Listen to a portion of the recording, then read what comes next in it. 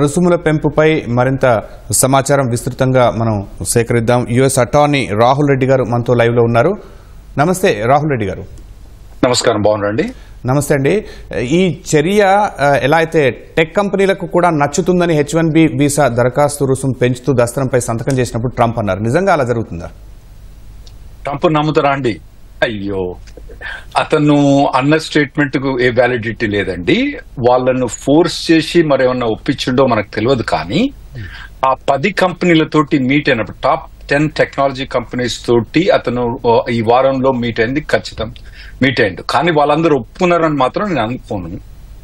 కాకపోతే ఏంటంటే ఈ పెద్ద టెక్ కంపెనీస్ ఏదైతే యుఎస్ కంపెనీస్ ట్రంప్ తోటి మీట్ అయినాయో వాటికి కొద్దిగా నెగటివ్ ఎఫెక్ట్ అయింది. కానీ మన ఇండియన్ కంపెనీస్ ఉన్నాయి కదండి, పెద్ద కంపెనీ టెక్ కంపెనీస్, వాటికి మాత్రం మేజర్ ఎఫెక్ట్ అయ్యే ఛాన్స్ ఉంటుందండి. ఇది ఈ $100,000 H1B ఏదైతే ఉందో, అంటే $1,00,000 H1B కోసం ఉందో, అది మన ఇండియన్ కంపెనీస్ బాగా ఎఫెక్ట్ అయ్యే ఛాన్స్ ఉంటుందండి.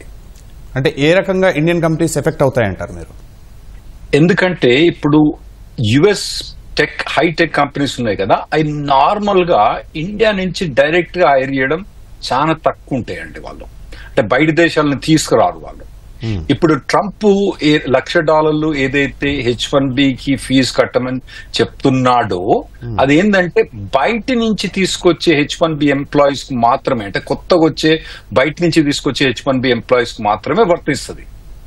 ఇది స్టూడెంట్ వీసా మీద పోయి అక్కడ ట్రాన్స్ఫర్ చేసుకున్న వాళ్ళకి గాని, అక్కడ ఉండి వేరే H1B వీసా మీద ఉండి మళ్ళీ పెద్ద కంపెనీస్ ట్రాన్స్ఫర్ చేసే వాళ్లకు ఈ $1,00,000 ఫీజు వర్తించదు. సో ఈ పెద్ద కంపెనీస్ నార్మల్ గా ఇండియా నుంచి డైరెక్ట్ రిక్రూట్మెంట్ చాలా తక్కువ ఉంటుంది. అంటే వాళ్ళు ఏదైతే ఇప్పుడు ఈ ఉత్తర్వు వచ్చిందో దాంట్లో పాయింట్స్ ఏమున్నాయి అంటే ట్రంప్ నిర్ణయాన్ని అక్కడ న్యాయస్థానాల్లో సవాల్ చేసే అవకాశం ఉందా? అయితే మొదలు ప్రెస్ రిలీజ్ ఏమన్నాడంటే అతను కామర్స్ సెక్రటరీ ఏమన్నాడంటే ఈ $1,00,000 అన్నది ప్రతి ఏడాది ప్రతి పర్సన్ కు ఎక్స్టెన్షన్ గాని ట్రాన్స్ఫర్ గాని అప్లికబుల్ అని స్టేట్మెంట్ ఇచ్చిండు. కానీ ఎప్పుడైతే ఎగ్జిక్యూటివ్ ఆర్డర్ వచ్చిందో, మన ప్రెసిడెన్షియల్ ప్రొక్లమేషన్ వచ్చిందో, అందులో మాత్రం ఏమన్నాడంటే ఓన్లీ బయట దేశం నుంచి లోపలికి వచ్చేటప్పుడే అన్నాడు. అయితే మా దేశ కానూన్ ప్రకారం ఏంటంటే, లా ప్రకారం ఏంటంటే ప్రెసిడెంట్ కు బార్డర్ మీద ఫుల్ రైట్స్ ఉంటాయి అన్నట్టు. ఎవరు యుఎస్ కు రావాలి, ఎవరు యుఎస్ కు రావద్దన్నది కంప్లీట్ ప్రెసిడెంట్ అథారిటీ ఉంది. అయితే H1B అన్నది మాత్రం కాంగ్రెస్, అంటే మేము కాంగ్రెస్ అంటాం, మీ దగ్గర పార్లమెంట్ అంటారు కదా, పార్లమెంట్ పాస్ చేయాలి H1B రూల్స్ చేంజ్ చేయాలంటే.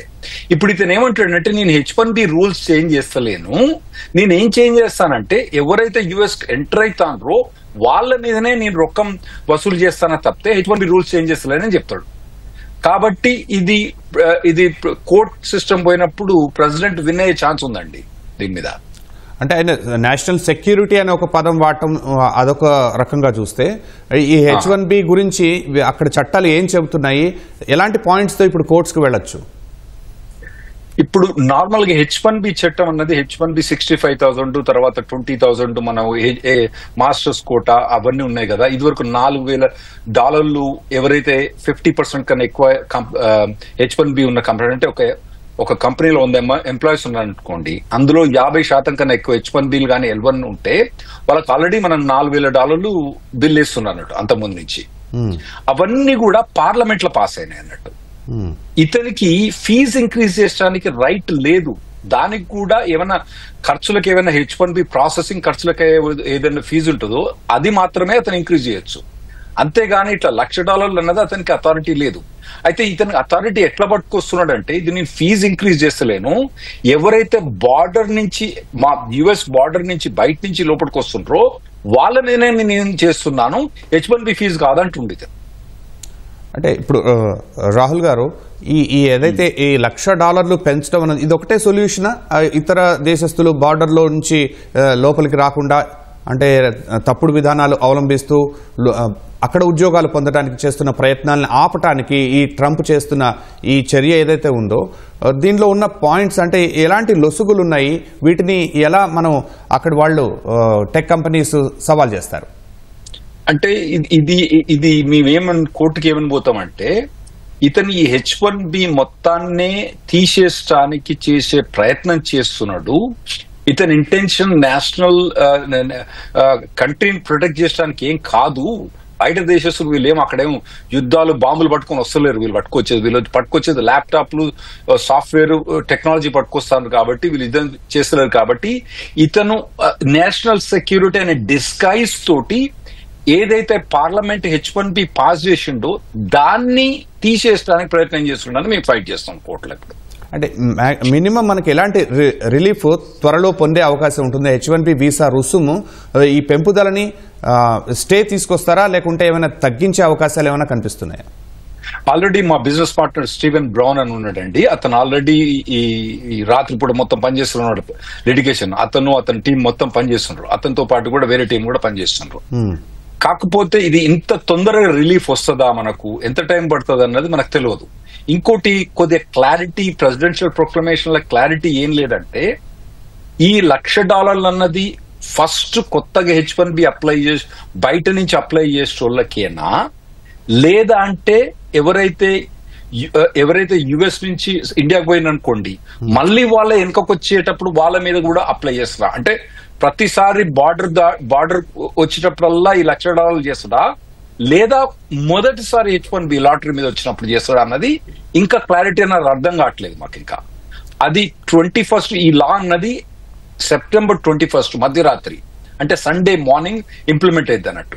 మరి అప్పటి మటుకు మాకు ఏమైనా డీటెయిల్స్ ఇస్తారా అన్నది అర్థం కావట్లేదు వీళ్ళకు. ఎవరైతే ఒకటి మాత్రం ఖచ్చితం అండి, కొత్తగా లాటరీ అప్లై చేసే వాళ్ళకు, కొత్త H1B వచ్చే వాళ్ళకు మాత్రం ఈ $1,00,000 ఖచ్చితంగా అప్లై అయ్యేది.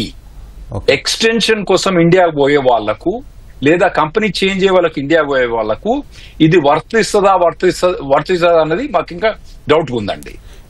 ఈ లా గురించి ఒక నిమిషం మనం పక్కన పెడితే ఇప్పటికే లక్షల రూపాయలు అక్కడ జీతాలు ఇస్తూ ఈ మళ్ళీ $1,00,000 ఇలా చెల్లించడం అనేది టెక్ సంస్థలపై ఎలాంటి ప్రభావం పడుతుందని మీరు అనుకుంటున్నారు? చాలా ప్రభావం పడుతుందండి. ఈ $1,00,000 ఎవరు చేస్తారండి? చెప్పండి. నేనండి జూమ్ చేసేది. సారీ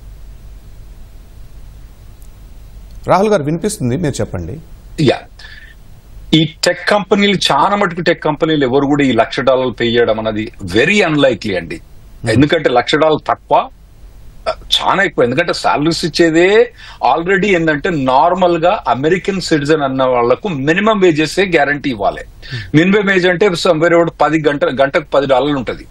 ఈ H1B వాళ్లకు ఆల్రెడీ దాదాపుగా $50 దాకా పే చేస్తుంది గంటకు. ఆ $50 కాక మళ్ళీ ఇప్పుడు $1,00,000 పే చేయాలంటే చాలా కష్టం. ఇంకోటి, వీని మీద $1,00,000 పెట్టిన తర్వాత వాడు నా కంపెనీకి పని చేసిన గ్యారంటీ ఏందండి? అక్కడ పోయిన తర్వాత వాడు చేంజ్ చేసుకోవచ్చు కదా. ఎందుకంటే కంపెనీ చేంజ్ చేయడానికి మనకి రిస్ట్రిక్షన్ ఏం లేదు. నేను $1,00,000 పెట్టి ఒక ఎంప్లాయీ పట్టుకొస్తే వాడు తెల్లారి వేరే కంపెనీ పోయింది అనుకోండి, నా $1,00,000 పోయినట్టే కదా. సో అట్లా కూడా ఈ టెక్ కంపెనీస్ $1,00,000 పెడతాయని నేను అనుకోవట్లేదండి. పెద్ద గూగుల్, యాపిల్ ఎటువంటి కంపెనీస్ కూడా ఈ $1,00,000 పెడతాయని నేను అనుకోవట్లేదు. ఇంకొక రకంగా చూస్తే ఇప్పుడు అమెరికాలో నివసిస్తున్న భారతీయులపై, అక్కడ మాస్టర్స్ కోసం వెళుతున్న వారిపై ఈ నిర్ణయం ప్రభావం ఎంత వరకు ఉంటుంది? ఇది యాక్చువల్ గా వాళ్ళకు కొద్దిగా పాజిటివ్ గానే ఉంటుందని నేను అనుకుంటున్నా. ఎందుకంటే రెస్ట్రిక్షన్ అన్నది కొత్తగా ఇండియా నుంచి డైరెక్ట్ గా H1B వచ్చే వాళ్ళ మీదనే పెట్టిండు, కానీ మాస్టర్స్ కు, బ్యాచిలర్స్ కు పోయి అక్కడనే కన్వర్ట్ చేసే వాళ్ళకి ఈ $1,00,000 వర్తించలేదు. అంటే ఇప్పుడు అమెరికాలో నివసిస్తున్న భారత విద్యార్థులు ఏ రకంగానూ నష్టపోయే అవకాశం లేదా? వాళ్ళు మళ్ళా ఇండియాకు వచ్చి స్టాంపింగ్ వస్తే తప్పితే అక్కడ ఉండి ట్రాన్స్ఫర్ చేసుకునే వాళ్లకు ఇది వర్తిస్తుంది. ఈ ప్రొక్లమేషన్ వర్తిస్తలేదు. క్లియర్ గా చెప్పిండు, ఓన్లీ బయట నుంచి వచ్చే వాళ్ళకే, యుఎస్ లో ఉండి ట్రాన్స్ఫర్ చేసుకునే వాళ్లకు ఈ $1,00,000 అనేది వర్తించదు. రాహుల్ గారు, ఒకవైపు సుంకాలతో ఇబ్బంది పెడుతున్న ట్రంప్ ఇట్లా తాజాగా H1B వీసా దరఖాస్తుదారులపై బాంబు పేల్చడాన్ని అసలు టోటల్ గా ఏ విధంగా అర్థం చేసుకోవాలి? అంటే మనకు మొదటి నుంచి తెలిసే కదండి, ట్రంప్ ఈ రిపబ్లికన్ పార్టీ అన్నది యాంటీ ఇమిగ్రేషన్ స్టాన్స్ మీద వచ్చిండు. ఒక్క H1Bయే కాకుండా మిగతా అన్ని ఏదైతే పొలిటికల్ అసైలం ఉంది, తర్వాత మిగతా అన్ని ఉన్నాయి కండి. ఎవరైతే టెంపరరీ ప్రొటెక్టెడ్ స్టేటస్ అని ఉందండి అదొకటి, 1,00,000 మంది ఎంప్లాయ్మెంట్ ఆథరైజేషన్ ఉందండి టెంపరీ ప్రొటెక్టెడ్ స్టేటస్ మీద.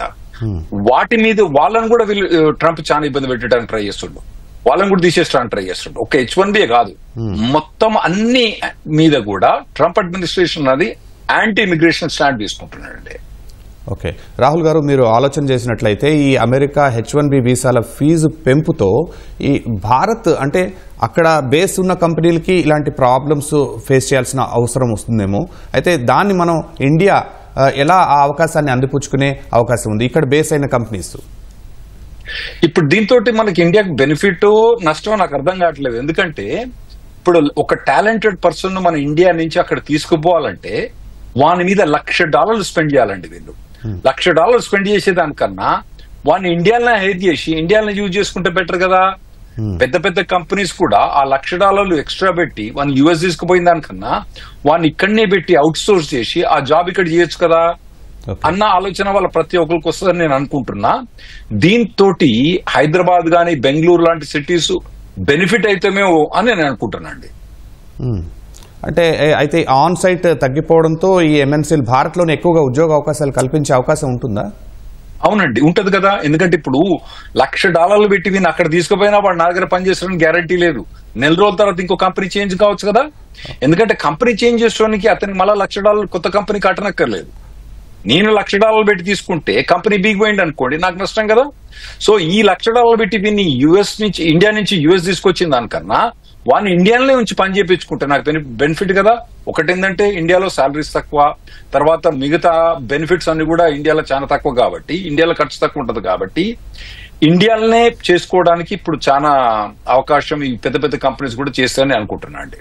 అంటే భారత్ ఐటీ రంగంపై టోటల్గా ప్రభావం ఎంత ఉంటుంది, విద్యార్థులు ఎలా నష్టపోన్నారనే అంశాలు మీరు ఎట్లా విశ్లేషిస్తారు? అంటే ఏమైనా ట్రెండ్స్ మారుతాయా? ఇండియా ఐటీ రంగం విప్లవాత్మకంగా ఏమైనా మారే అవకాశం ఉందా? తప్పకుంటుండండి. ఇంత పెద్ద $1,00,000 అన్నది చాలా పెద్ద మొత్తం కాబట్టి ఇది మొత్తం మన H1B ఫేస్ అన్నది మొత్తం చేంజ్ అయ్యింది, కంపల్సరీ చేంజ్ అయ్యింది. మరి ఇది మనకి ఇండియాకు బెనిఫిట్ అయిద్దా, బెనిఫిట్ కాదా? స్టూడెంట్స్ కు అయితే కొద్దిగా బెనిఫిట్, డైరెక్ట్ గా US పోయి స్టూడెంట్స్ కి అయితే కొద్దిగా బెనిఫిట్ అయ్యేటట్టు కనబడుతుంది. ఇండియాకు బెనిఫిట్ అయిద్దా కాదా అన్నది చూడాలి, మనం చూడాలి. కానీ ఎవరైతే కొత్తగా ఇండియా నుంచి డైరెక్ట్ గా H1 మీద పోదలుచుకున్న వాళ్ళు, ఇప్పుడు కొందరు ఏం చేస్తారంటే పెద్ద పెద్ద కంపెనీస్ జాబ్ చేస్తారు. వాళ్ళు ఏమనుకుంటారు, ఆశలు ఉంటుంది వాళ్ళకు, ఏమని US పోదాం H1 మీద, నా పెన్లన్నీ నేను తీసుకుపోయి US పోదాం, అక్కడ పోయి పని చేసుకుని వచ్చే డబ్బులు సంపాదించుకున్నాం అంటే వాళ్ళకి మాత్రం ఇది చాలా పెద్ద దెబ్బ. ఎందుకంటే ఏ కంపెనీ కూడా పెద్ద $1,00,000 పెట్టి తీసుకోవాలంటే చాలా హెసిటేట్ చేస్తారండి. ఇదివరకు ఒక 100 మందిని తీసుకుపోయే ఒక కంపెనీ ఏదైతే ఉందో ఇప్పుడు ఒకళ్ళిద్దరు తీసుకుపోవడానికి కూడా చాలా హెసిటేషన్ ఉంటారండి.